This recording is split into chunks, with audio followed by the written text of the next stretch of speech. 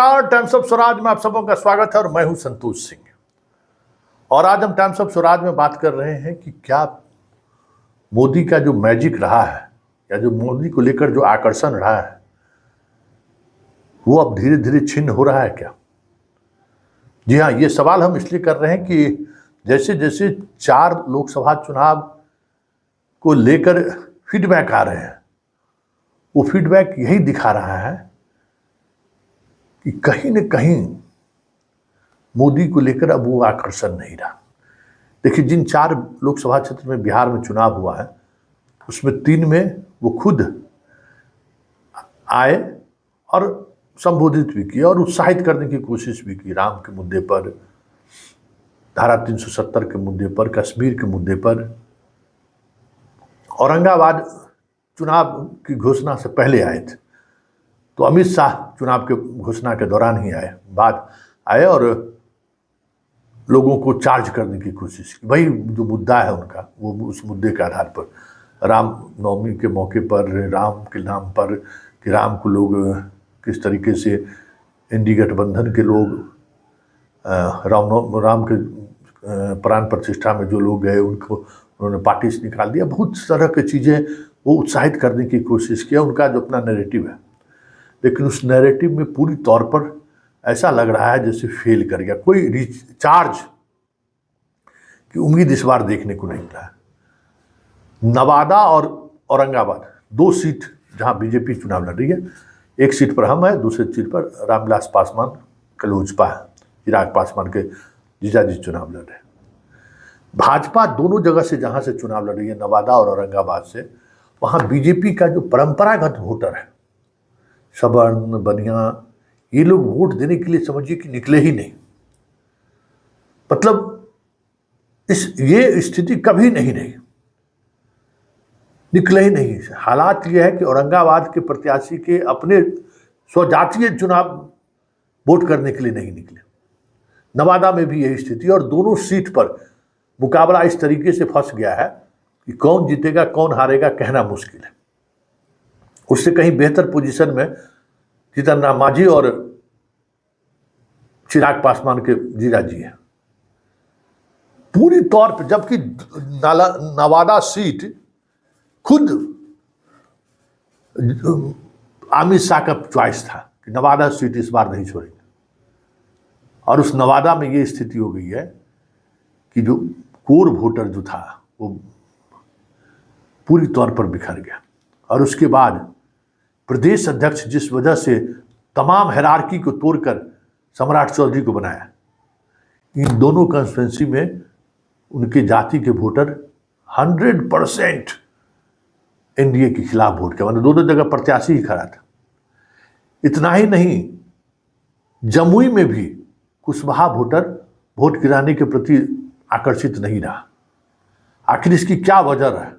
चलिए हम बात करते हैं, वरीय पत्रकार हैं और ऋषि मिश्रा जी, चलिए हम उनसे बात करते हैं और समझने की कोशिश करते हैं। साथ ऋषि मिश्रा जी जुड़े हैं और ऋषि मिश्रा जी से भी यही चीज समझना चाहते हैं कि ऋषि जी, मोदी का जो मैजिक, बिहार के जो 4 लोकसभा क्षेत्र में जो चुनाव हुआ, उस चुनाव में मोदी जी का जो मैजिक है, राम, लव जिहाद, भारत पाकिस्तान, हिंदू मुसलमान, गौ हत्या, बहुत सारे नैरेटिव उन्होंने सेट किया।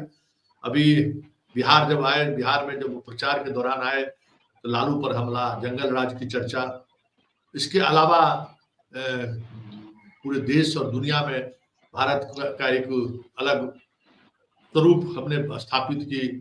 और मोदी है तो मुमकिन है, मोदी की मतलब गारंटी, मतलब पक्की गारंटी, बहुत सारी चीजें वो कह के गए। और वो तमाम कॉन्स्टिट्यूंसीज में लगभग, जहां औरंगाबाद में चुनाव से ठीक पहले और बाकी गया, जमुई और नवादा में उनका कार्यक्रम हुआ है। नवादा सीट तो वो कह सकते हैं कि इस बार पूरे दावेदारी के साथ उन्होंने कह दिया कि नवादा सीट हम सहयोगियों को नहीं देंगे। लेकिन जो सूरत हाल है कि नवादा सीट सबसे ज्यादा फंस गया है बीजेपी के लिए। जीत हार अलग बात, दूसरी सीट औरंगाबाद है और जो दोनों सीट पर बीजेपी खुद लड़ रही है।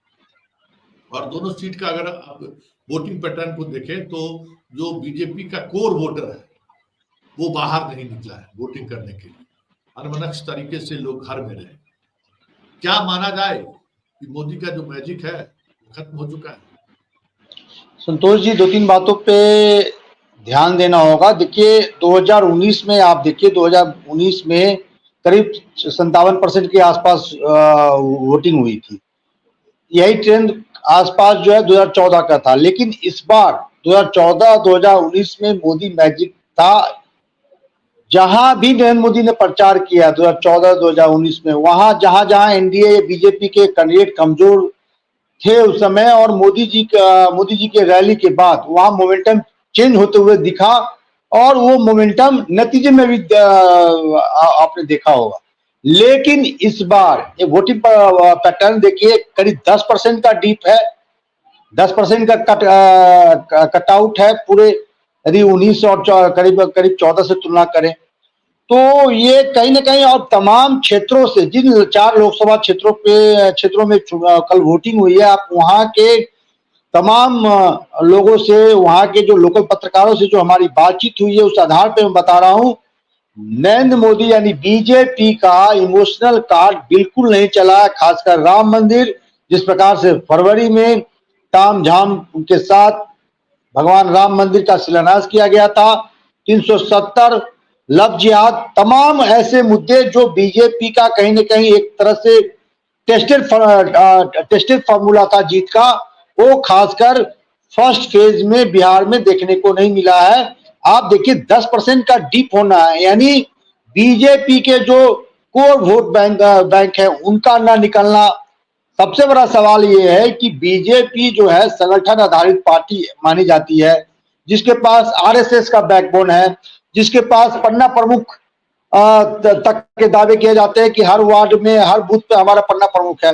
इन तमाम कोऑर्डिनेशन के बावजूद भी, मोदी मैजिक के बावजूद भी, मोदी की गारंटी के बावजूद भी इस प्रकार का फॉल आउट होना, यानी संगठन चाह के भी, यदि मजबूत संगठन आप माने बीजेपी का, और वो है भी मजबूत संगठन होने के बावजूद भी, आरएसएस के होने के बावजूद भी, लोगों को घर से नहीं निकाल पाना, बूथ तक नहीं पहुंचाना, कहीं न कहीं नरेंद्र मोदी के प्रति जो लोगों का उल्लास या प्यार 2019-2014 में था, वो इस बार देखने को नहीं मिला है। और आपने बिल्कुल सही कहा, नवादा में करीब करीब मुझे लगता है कि यदि राजवल्लभ यादव के भाई डेंट करते हुए उतना डेंट नहीं करेंगे, तो निश्चित ही विवेक ठाकुर चुनाव इस बार हारने जा रहे हैं।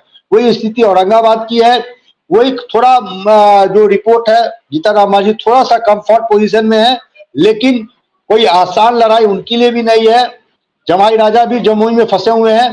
तो तमाम जो सीटों से रिपोर्ट आ रही है संतोष जी, खासकर बीजेपी के लिए, एनडीए गठबंधन के लिए